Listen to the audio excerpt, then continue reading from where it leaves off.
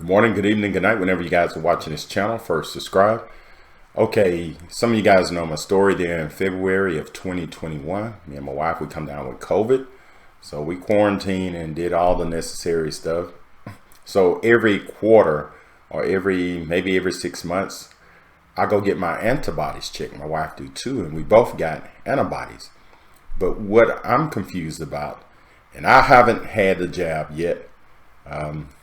I asked my doctor and he won't give me a straight answer. So I just get my antibodies checked.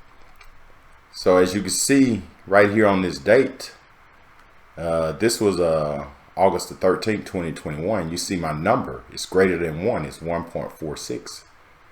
Okay, then the next antibodies test was in December the 13th, 2021. So that's 4 months later. You see it increase. So my antibodies have increased. It's greater than 1, it's 4.28. And then I went back again on June the 23rd, 2022. And as you can see, it increased a little bit from 4.28 to 4.38. And I just got my results back today, which I took it yesterday, which was March the 20th, 2023. Look at this.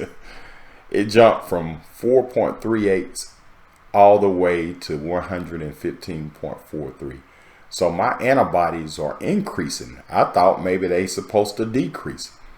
So my antibodies are going straight up. You know, I haven't got sick since COVID.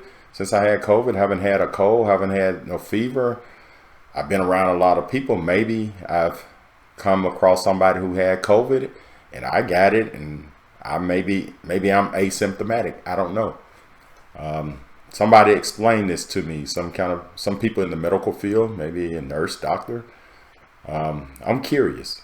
So maybe in 3 months from now or 4 months from now, I take it again.